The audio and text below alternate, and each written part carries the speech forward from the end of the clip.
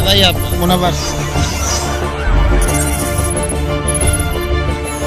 जाता हूँ, बारिश हो, धूप हो, छाँव हो, गर्मी हो। अस्सलाम वालेकुम। आज कराची में खुशामदीद। इस दौरे हाजिर में इतनी बड़ी बड़ी ताकतों से लड़ने की हिम्मत कराची के एक नौजवान फरहान वज़ीर के पास हम इस वजह से आए कि इनके अंदर ये हिम्मत और ये ताकत किस तरह आई और ये कौन कौन से इदारों से एक ख़ास तौर पे जंग लड़ रहे हैं। अस्सलाम वालेकुम। वालेकुम अस्सलाम। फरहान भाई खैरियत से, आप ठीक ठाक हैं? अल्हम्दुलिल्लाह। अच्छा फरहान भाई, अभी हम देखते हैं माशाल्लाह से आपको, आप जिस तरीके से एक्टिव हुए हैं, जो लोगों के दुख दर्द सुन रहे हैं, जो कि हुक्मरानों को सुनना चाहिए, वो एक आप काम करने की कोशिश कर रहे हैं और काफ़ी हद तक कर भी रहे हैं और कई जगहों पे कर रहे हैं। आपको कौन सी मुश्किलात का सामना करना पड़ता है? और सेकेंडली मैं आपसे एक और सवाल साथ साथ करता चलूँ कि आपको कौन सपोर्ट कर रहा है? देखें, सबसे पहले तो हमें ये समझना ज़रूरी है कि इस कराची शहर के साथ हो क्या रहा है। ये कराची शहर सब आवाज़ तो लगाते हैं कि बहुत ज़्यादा रेवेन्यू देता है, मगर उसके साथ ही साथ जो है वो ये चीज़ भूल जाते हैं कि इस कराची शहर के अंदर जो मुसल्लत हुए इदारे हैं, चाहे वो के इलेक्ट्रिक हो, सबसे बड़ा तो खैर वही है, उसके बाद फिर सुई गैस अब वही सारी राह इख्तियार कर ली है उसने कि लोगों को तकलीफ़ देना। के इलेक्ट्रिक ने कराची शहर के अंदर लोगों को जितनी तकलीफ़ें दी हैं, मैं नहीं समझता कि शायद ही किसी ने दी होंगी।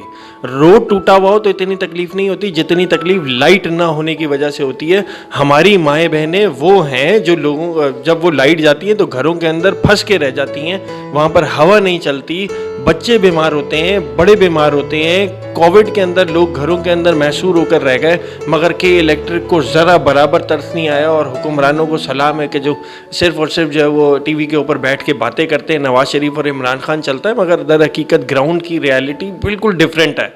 ग्राउंड के अंदर ऐसी हालात हैं कि अगर आप उस तकलीफ़ को देखें ना तो आप खुद बाहर निकलने के ऊपर मजबूर हो जाएं। अब जब दो बच्चे जो झुलसे हुए बच्चे हैं, जिनके पूरे जिस्म के ऊपर पट्टी बंधी हुई है और उसकी टींट की छत हो, दोपहर की सख्त गर्मी हो और उसमें लाइट ना हो, और माँ के पास बेबसी ऐसी हो कि वो बेचारी रो रो के अपने बर्दाश्त नहीं कर पाती हो अपने बच्चों की तकलीफ़ों को, तो उस वक्त जब आप ये तकलीफ़ें देखेंगे तो आप खुद ब खुद ही बाहर निकलेंगे। तब आपका खुद ज़मीर बोलेगा कि बाहर निकलें।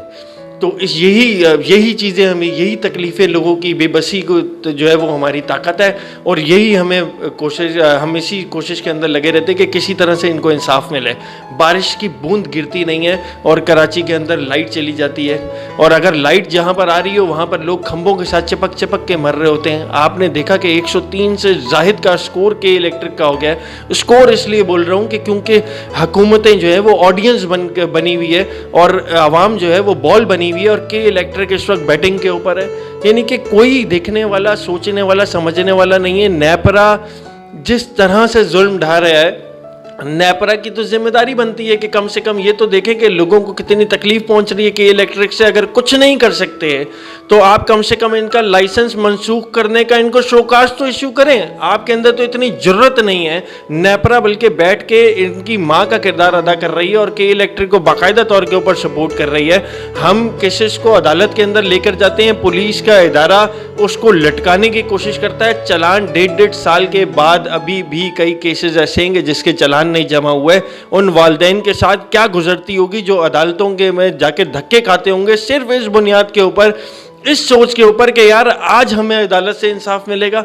ये अदालती निज़ाम क्या, आपका पुलिस निज़ाम क्या, आपके डॉक्टर्स क्या, आपका ट्रांसपोर्ट का निज़ाम क्या, आपका अद्वियात का निज़ाम क्या, सबका सब एक माफिया की शक्ल इख्तियार कर चुका है और उस माफिया को लीड करता है के इलेक्ट्रिक। और वो इस वजह से मैं आपको कह रहा हूँ कि कराची के अंदर सबसे ज़्यादा के इलेक्ट्रिक ही खून चूस रहा है। सबसे बड़ा रेवेन्यू के इलेक्ट्रिक यहाँ से लेकर जा रहा है। अभी इन लोगों ने नई एक पॉलिसी दे दी है नेपरा के एक्ट के मुताबिक, सेक्शन 8.2B, उसके ज़रिए कहते हैं कि अगर कोई गरीब आदमी हमारे पास बिल कम कराने के लिए आया तो पहले वो धूप के अंदर जलील होगा, हम उसको पहले वहाँ पर रोड के ऊपर जलील करेंगे, जब उसका नंबर आएगा तब उसको अंदर लेकर जाएंगे, उसके ऊपर तरस खाएंगे कि हमने तुम्हारे ऊपर ओवर बिलिंग की, एक्स्ट्रा पैसा लगाया, उसकी भी किस्तें ये कर उसको जो देंगे, उसके बाद हर माहाना उसको रिकनेक्शन के चार्जेस भी लगेंगे अगर वो किस्त करता है।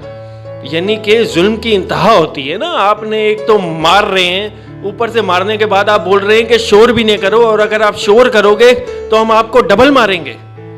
इसी तरीके से सुई गैस भी यही काम कर रहा है। ओवर बिलिंग इंतहा के ऊपर है। इस साल आपने देखा किस तरीके से सुई गैस से ओवर बिलिंग की, PUG चार्जेस के नाम के ऊपर इंतहाई चार्जेस कर रहे हैं। नवंबर दिसंबर में हम चीख चीख के थक गए। उसके बाद जाके मीडिया को होश आया, मेन फ्रेम मीडिया को, और उसने जाकर इसके ऊपर बात करना शुरू की, PUG के ऊपर।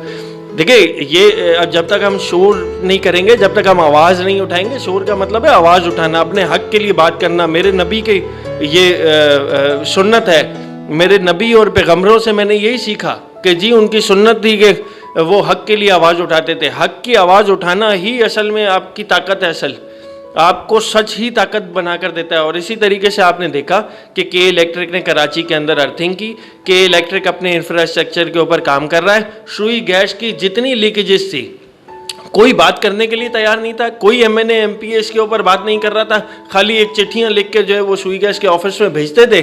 सुई गैस आए या ना आए कोई परवाह नहीं है। आज अल्हम्दुलिल्लाह आवाज़ उठाने के बाद जब इदारों ने अपना काम शुरू किया तो नज़र आया लोगों को 7-7, 8-8 साल की जो लीकेजेस थे, जो करोड़ों अरबों रुपए के नुकसान हुआ था, जो हमारा ही पैसा था, वो हम ही ने भरना था, वो लीकेजेस बंद हुई। उसकी वजह से लोगों को कम से कम सहूलत तो मिलना शुरू हुई। जगह जगह के ऊपर गैस पे आग लगती थी, कोई आवाज़ नहीं उठाता था, कोई बात नहीं करता था। जब हमने बात करना शुरू की तो मेन फ्रेम मीडिया को भी फ़ौरन जाग गई और उससे भी कवरेज करना शुरू की। ये बड़ी अच्छी पॉजिटिव बात है, ये बहुत पॉजिटिव बात है, मगर इस चीज़ों का एहसास उन लोगों को खुद होना चाहिए था। और जहाँ तक आपने बात की कि हमें सपोर्ट कौन करता है, तो सपोर्ट हमें अल्लाह करता है। जब अल्लाह का काम कर रहा होता है कोई इंसान, तो अल्लाह खुद चुनता है कि किसको मुजाहिद बनाना है और किससे क्या काम लेना है। तो ये हम कोई नहीं होते इस बारे में भी बात करने के लिए कि हम क्यों और कैसे काम कर रहे हैं। ये अल्लाह हमसे काम करा रहा है। हमारा काम है कि ग्राउंड के अंदर काम करना, हक के लिए लड़ना, हक की बात करना, अपने नबियों पैगम्बरों की सुन्नत के ऊपर अमल करना, और वही कर रहे हैं। अच्छा, यहाँ पर यह है कि फरहान साहब तो अपना किरदार अदा कर रहे हैं, लेकिन फरहान साहब जैसे और भी कई लोग जो काम कर रहे हैं, उनका साथ आपने मिलकर देना है, ताकि इन ताकतवर लोगों के सामने हम सब एक साथ होकर खड़े हों और कराची को उसका हक दिला सकें। पाकिस्तान जिंदाबाद।